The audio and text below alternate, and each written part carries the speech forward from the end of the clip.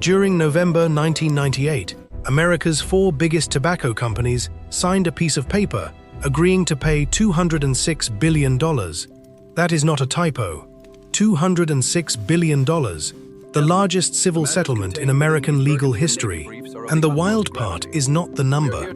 The wild part is that by the time that paper was signed, tobacco had already been shaping human civilization for 12,300 years. The lawsuits were the ending.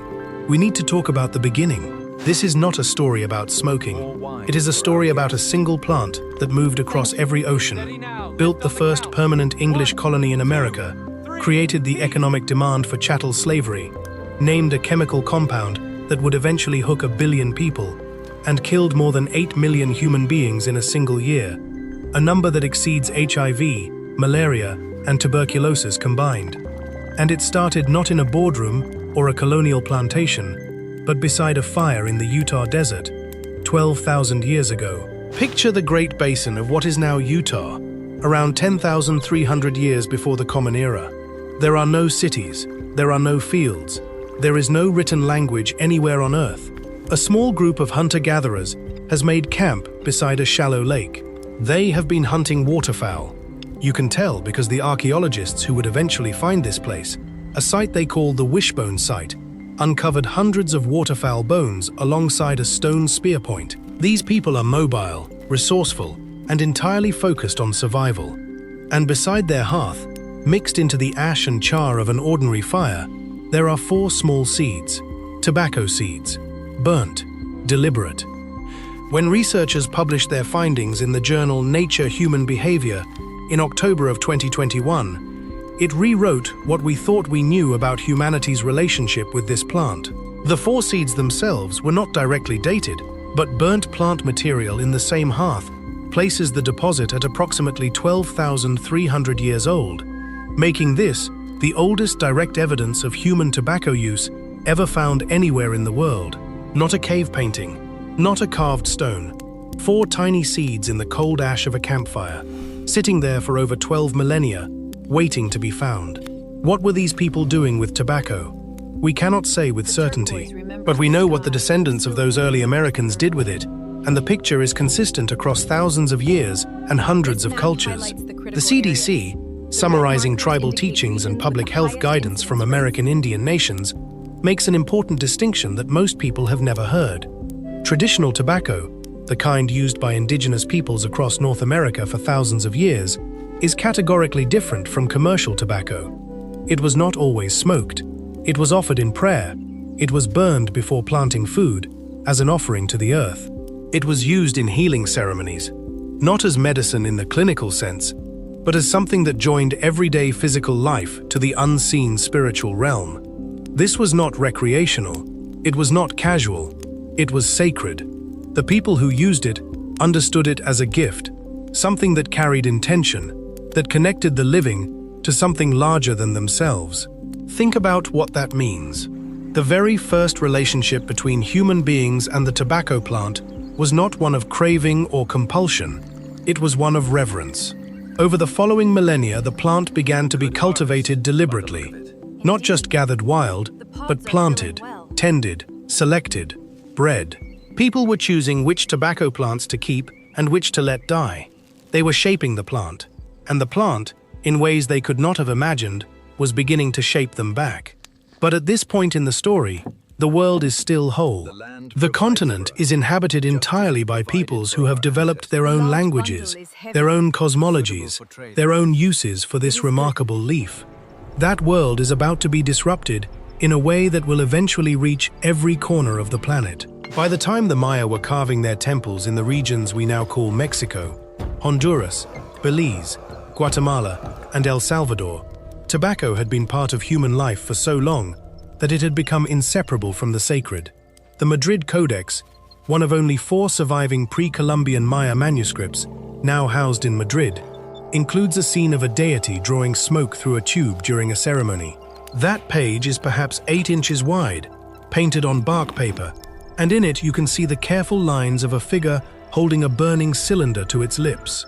Temple reliefs at sites across the Yucatan show priests holding long cylindrical pipes.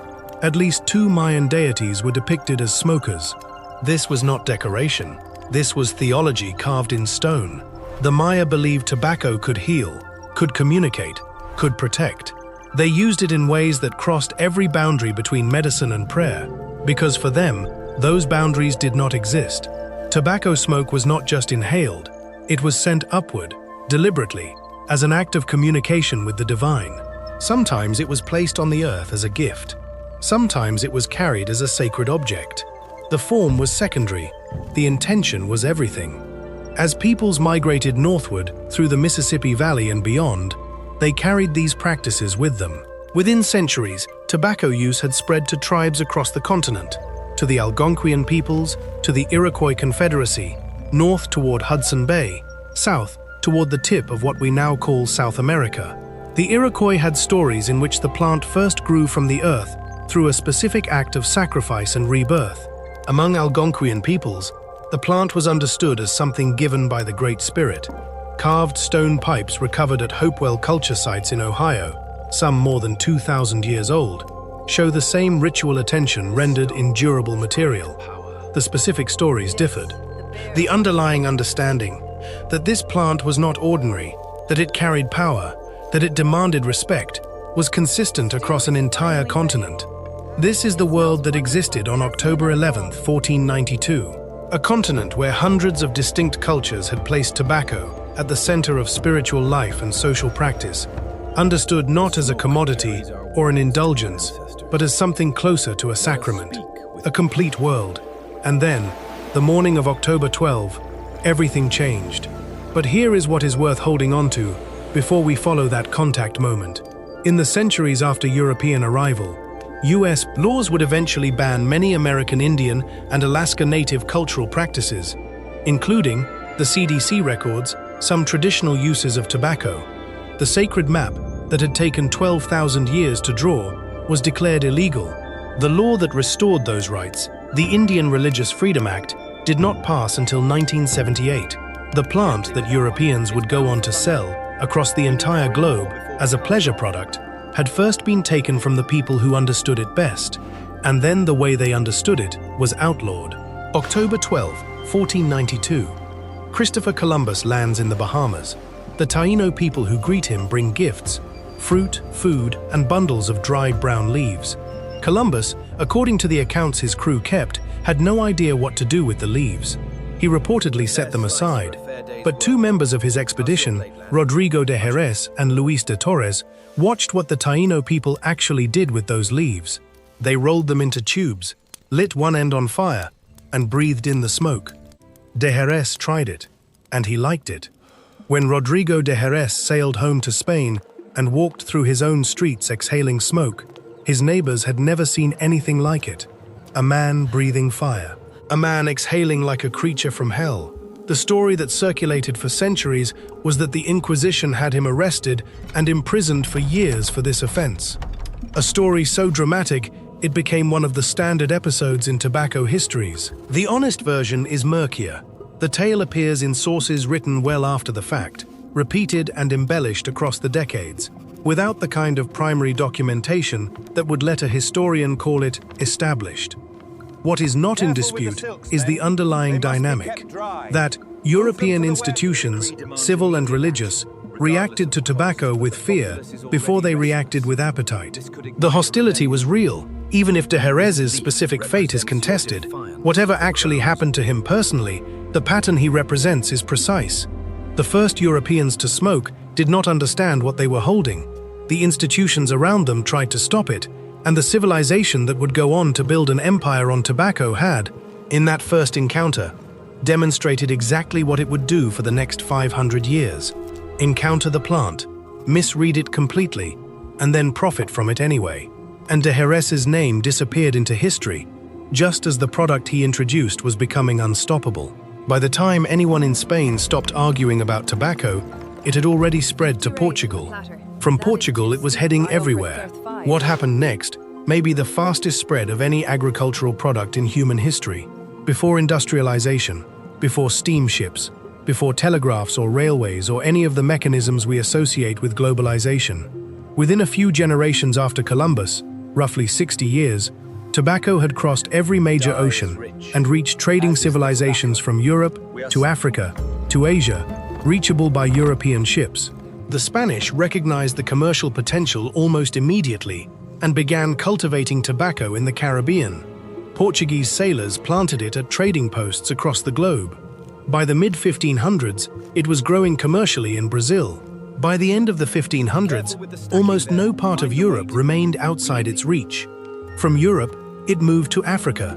French traders carried it to the west coast, while Portuguese merchants brought it along eastern routes.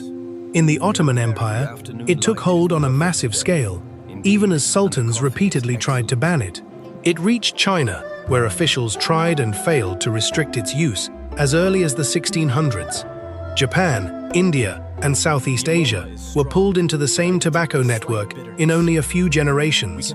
No army carried it, no treaty mandated it, no government program distributed it. It moved because people wanted it, traded it, gave it as a gift, grew it in whatever soil they had. Tobacco crossed cultural and religious boundaries without slowing down. A French diplomat named Jean Nicot accelerated its European respectability enormously when, in 1560, he sent tobacco seeds from Portugal to the French court and promoted the plant as a cure for headaches and other ailments. His enthusiasm left such a mark that scientists later attached his name to the plant itself, Nicotiana. The chemical compound at the center of everything carried his name too, nicotine. Jean Nicot thought he was sharing a miracle cure. He had absolutely no idea what he was really naming. Governments tried to stop it. In 1604, King James I of England issued a widely remembered pamphlet called A Counterblast to Tobacco, condemning smoking as a barbarous custom that offended the nose, damaged the brain, and imperiled the lungs. Then, apparently deciding that disgust was not enough, he imposed a 4,000% tax hike on tobacco. 4,000%. It did not work. 3 years later, English settlers landed in Virginia. And what happened in that Virginia colony is the part of the story that changes everything. Because tobacco did not just conquer consumers, it went on to build a nation, demand a labor system, and reshape the political geography of an entire continent. The Jamestown colony was, by any honest measure, a catastrophe. The Virginia Company of London established it in 1607 as a money-making venture for its backers. What it produced instead was graves. From 1607 through 1610, illness, hunger, and fighting with the Powhatan Confederacy wiped out over 80% of the colonists. Those who remained tried glass blowing. They tried silk from silkworms. They tried wine from vineyards. Nothing worked. The soil was wrong, or the knowledge was wrong, or the will was wrong. Jamestown teetered on the edge of total collapse. Then John Rolfe arrived. After almost a year stranded by a Bermuda shipwreck, Rolfe finally made it to Virginia in May 1610. A committed smoker himself, he knew what buyers in Europe were looking for. The problem was that the tobacco growing natively in Virginia, a variety called Nicotiana rustica, tasted bitter and harsh to English palates.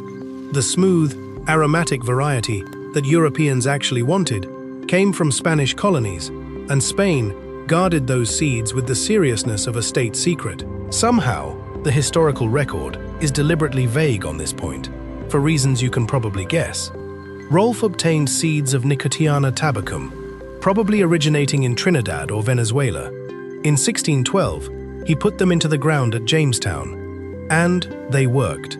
The Virginia climate, the bottomland soil, the specific chemistry of that place produced tobacco that was smooth and sweet and enormously popular in London. Rolfe had not just saved a struggling colony, he had accidentally discovered the economic engine that would drive English colonialism in North America for the next century and a half. The numbers tell the story with brutal clarity. Picture a dock in 1615. A single consignment of 2,300 pounds of Virginia tobacco, barely a truckload, being loaded onto a ship bound for England. Now picture London in 1640, warehouse after warehouse receiving nearly £1.5 million of Virginia leaf annually, dock hands stacking cured bales floor to ceiling, while merchants argue prices in the street outside. In 25 years, exports had multiplied by more than 600 times. £2,300 on a dock, £1.5 million filling London warehouses. That is not growth, that is transformation. Across Jamestown, colonists put tobacco wherever they could, even along the streets and among the graves. Cured leaf became literal currency. You could pay your taxes in tobacco, settle a debt in tobacco, use it as legal tender in commercial transactions. The Virginia Company began offering land grants to anyone willing to cross the Atlantic and grow the crop. Settlers poured in. But the tobacco economy had a structural problem built into its biology. The plant was brutally labor-intensive. It demanded attention from planting, through harvest, through curing, a process that stretched across virtually the entire year. And tobacco ravaged the ground, draining away its nutrients in just 3 or 4 growing seasons, rendering the land useless for years afterward. This meant planters needed 2 things constantly: new land and more workers. New land they took. The Powhatan Confederacy and the nations that followed were pushed steadily inland as tobacco planters exhausted one tract and moved to the next. The expansion was not incidental. It was built into the economics of the crop itself. Workers were harder. At first, Virginia relied on indentured servants, men and women from England who agreed to surrender several years of liberty in exchange for the voyage across the ocean. They worked. They eventually earned their freedom. But the supply was never reliable, the turnover was constant, and freed servants sometimes became competitors.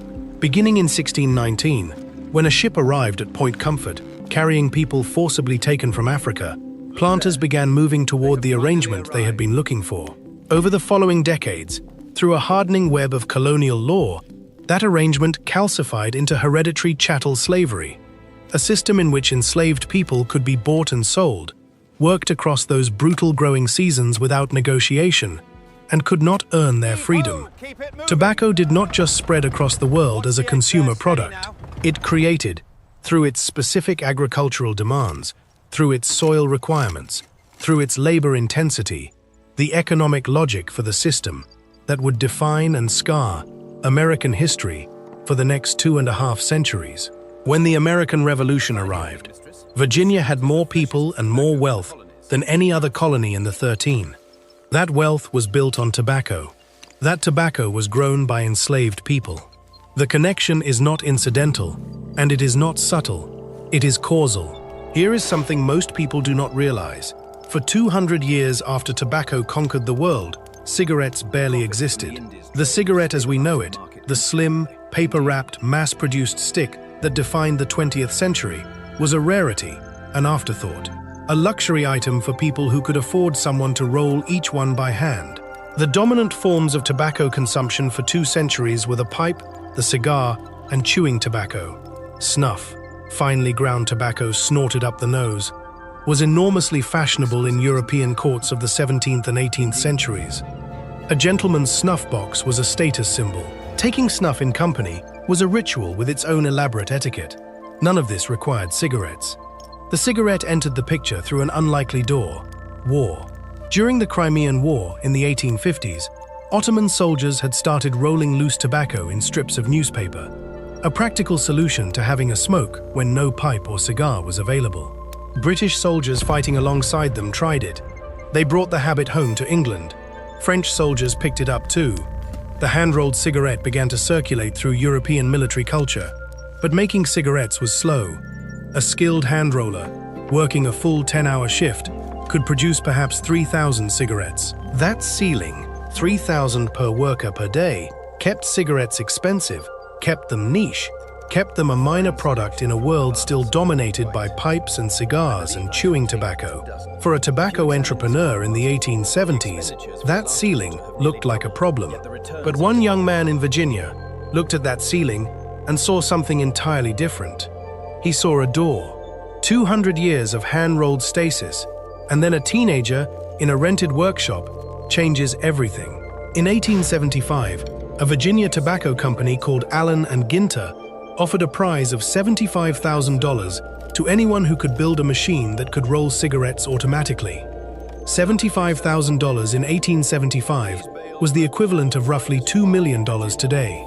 James Albert Bonsack, son of a textile mill owner, student at Roanoke College, age 16, decided to try for it.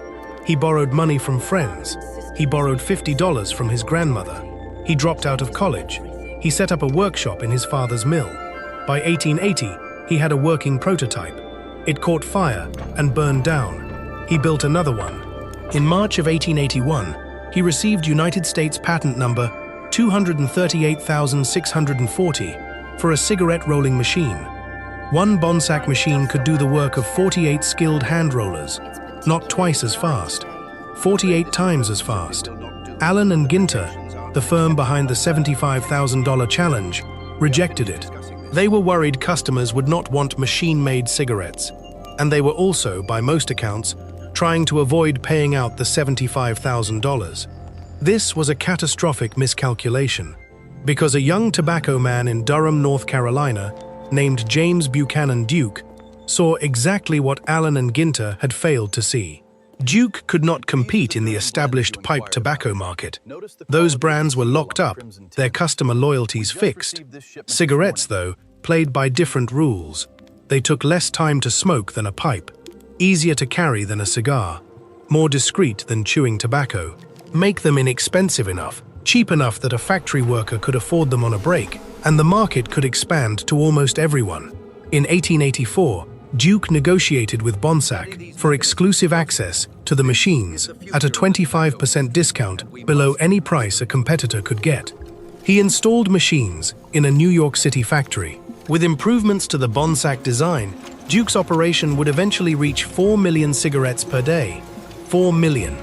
The labor cost of making 1,000 cigarettes collapsed to a fraction of what it had been within years. Duke poured the savings into advertising, saturating the country with print ads, promotional cards, coupons. By 1889, no cigarette maker in the United States was larger than Duke's company. The next year, Duke combined it with 4 other leading firms, creating the American Tobacco Company, which controlled roughly 90% of the cigarette market. The Supreme Court eventually broke it up in 1911 under antitrust law, producing successor companies including American Tobacco, Liggett and Myers, Lorillard, and R.J. Reynolds, alongside other firms that would carry these products into the 20th century. Bonsack's machine had not just made cigarettes cheaper, it had made mass addiction economically possible for the first time in human history. But did anyone actually know yet what cigarettes were doing to the people who smoked them? They knew. That is the sentence that makes the entire second half of tobacco's story so staggering. The companies knew. The science arrived in escalating waves. First came the laboratory findings. In 1950, a study published in the Journal of the American Medical Association examined 684 proven cases of lung cancer and found a clear connection to tobacco smoking. In England, researchers launched what became the British Doctors Study, tracking the smoking habits and health outcomes of tens of thousands of physicians over decades. The 50-year follow-up, published in 2004, covered more than 34,000 male British doctors and reached a devastating conclusion. Men born between 1900 and 1930, who smoked only cigarettes and continued smoking, died on average about 10 years younger than lifelong non-smokers. 10 years, not a statistical footnote, a decade of life, erased. Then came the strategic response. Late in 1953, the heads of America's leading cigarette makers gathered at New York's Plaza Hotel and brought in a public relations firm. The strategy they crafted would become a template for corporate disinformation campaigns for generations. Their position would not be that cigarettes were harmless. That argument was already lost. Instead, they would insist that the evidence had not been settled, that the question was still open, that more research was needed. They formed the Tobacco Industry Research Committee, giving it the sound and appearance of a legitimate scientific body, while using it primarily to fund studies designed to muddy the waters. Meanwhile, internal memos accumulating in filing cabinets at headquarters showed that the companies knew exactly what their products did. Their own records showed nicotine-hooked users. Their own records showed cigarettes produced cancer. Even so, they spent billions trying to bring in new smokers, teenagers included. A study published in the Journal of the American Medical Association in December of 1991 found that 97.7% of high school students surveyed could identify the Joe Camel cartoon character, compared to 72.2% of adults. After O.J. Reynolds launched the Joe Camel campaign, Camel's share of the illegal children's cigarette market rose from 0.5% to 32.8%. Documents disclosed in later litigation showed that tobacco companies had studied youth smoking patterns for decades and viewed underage smokers as critical to their future market. On January 11, 1964, Luther Terry, the U.S. Surgeon General, stepped before reporters on a Saturday morning, choosing Saturday deliberately so the stock markets would be closed before the news spread. His report, based on more than 7,000 biomedical articles, found cigarette smoking to directly cause lung cancer in men, as well as chronic bronchitis and emphysema, and identified it as an important driver of heart disease. In the 50 years after that report, more than 20 million Americans died from smoking-related causes. The industry adapted to every regulatory move. When Congress banned cigarette advertising on television and radio in 1970, the companies poured more money into lobbying, expanded internationally, and targeted women and minorities with specialized campaigns. Every lawsuit was defended, but in the 1990s, internal documents began leaking. Not rumors, not speculation. The company's own memos, their own research, their own strategic plans, stacked in binders, copied onto hard drives, handed to journalists and attorneys general. 14 states had filed suits to recover Medicaid costs. The legal walls were closing. In November of 1998, Philip Morris, R.J. Reynolds, Brown and Williamson, and Lorillard put their names on the Master Settlement Agreement. $206 billion over 25 years, the biggest civil litigation settlement the United States had ever seen. They agreed to stop using cartoon characters in advertising. They agreed to stop targeting minors. They were required to make their internal documents public. 14 million pages, now archived and available online. One of the most complete records of deliberate corporate deception ever assembled. Settlement binders signed, memos released, and then the companies kept selling. Between 1998 and 2019, cigarette smoking in the United States fell by over half. Smoking among high school students fell from around 36% in the late 1990s to about 6% by 2019. But the 2025 National Youth Tobacco Survey found that approximately 2.01 million middle and high school students still use tobacco products. New devices, mango, mint, creme brulee flavors that critics argued were aimed at younger users. The same addictive chemical at the center of everything. The same cycle, starting again. By 2022, U.S. tobacco manufacturers were spending about $8.6 billion advertising and promoting cigarettes and smokeless tobacco, nearly $1 million per hour. The World Health Organization now estimates that tobacco kills more than 8 million people every year globally. 12,300 years after 4 seeds were left in a hearth in the Utah desert, the plant has not let go. 12,300 years. That is how long this plant has been tangled up with human civilization. It was in a fire in the Utah desert before farming existed. It was carved into Mayan temple walls as a portrait of the divine. It crossed every ocean without anyone organizing the crossing. It saved a dying English colony and built the economic logic for chattel slavery. A teenager's machine made it cheap enough to addict an entire industrial world. And when the science finally closed in, definitive, irrefutable, the industry did not stop. Ritual use became commodity. Commodity became machine output. Machine output became managed addiction, maintained through manufactured doubt for 50 years, then settled for $206 billion, rebranded, and handed to the next delivery mechanism. The WHO estimates tobacco kills more than 8 million people per year. That is not a statistic about a product from the past. It is happening right now, today, while you are watching this. Here is what stays with me. The people who first used tobacco understood it as something that demanded respect, something sacred, something not to be taken lightly. Somewhere between that Utah hearth 12,000 years ago and a vape pen in a school bathroom in 2024, Ritual became commodity. Commodity became machine output, and machine output became managed addiction. What does it say about a civilization that it can watch something kill 8 million people a year and still find a way to sell it to teenagers? Subscribe. There are more stories like this one.